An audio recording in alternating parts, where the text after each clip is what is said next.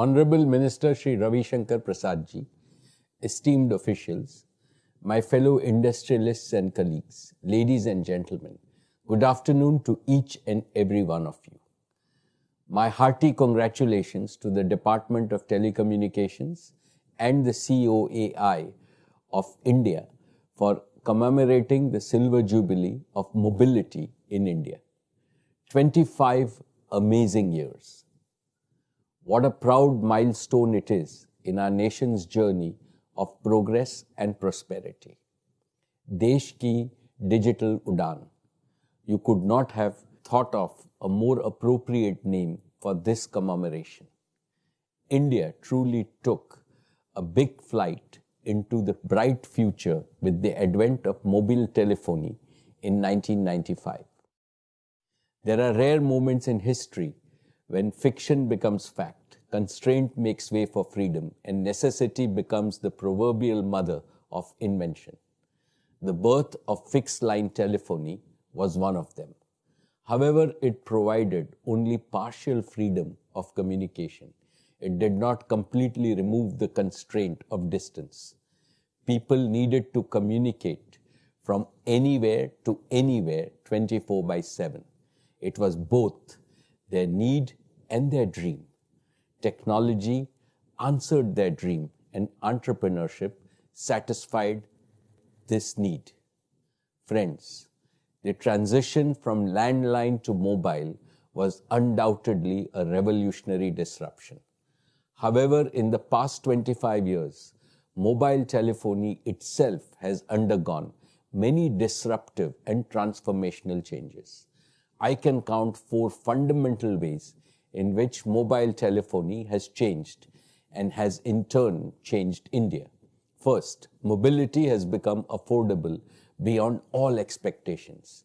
In 1995, the cost of a per-minute call from one cell phone was 24 rupees, 16 rupees for the caller and 8 rupees for the called. Now, voice calls are free without any time limit. Second, because mobility became affordable, it also became democratic. It ceased to be a rich man's monopoly long ago. Indeed, no other technological tool in human history has erased the rich-poor divide the way mobile telephony has. Third, from unifunctional cell phones have become multifunctional because of the mobile internet. The combination of the connectivity revolution and the computation revolution has opened the floodgates of human creativity. Fourth, and most important, with data becoming both abundant and affordable, mobile telephony has become a catalyst for enrichment and empowerment of common Indians in ways that was unthinkable 25 years ago. People are now accessing and exchanging knowledge on their phones. They are receiving news on their phones. They are watching and making videos on their phones. They are buying and selling goods and services on their phones. They are making payments on their phones. They are working from home and studying from home on their phones.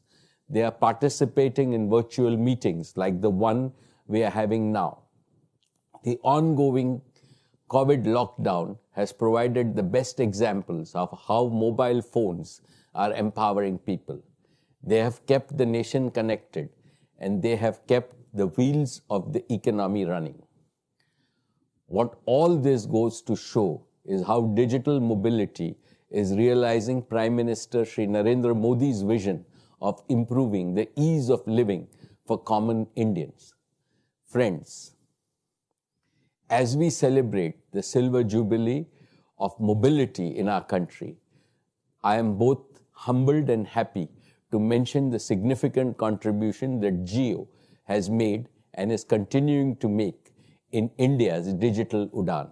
In less than 4 years since its inception, Jio has brought the fruits of digital revolution to the largest number of mobile users in India.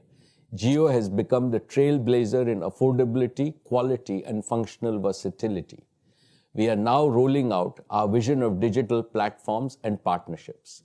This will provide the most advanced technological tools of empowerment to millions of our farmers, small merchants, consumers, small and medium enterprises, students, teachers, healthcare workers, and innovators. This will also create new and attractive employment and livelihood opportunities for our talented youth.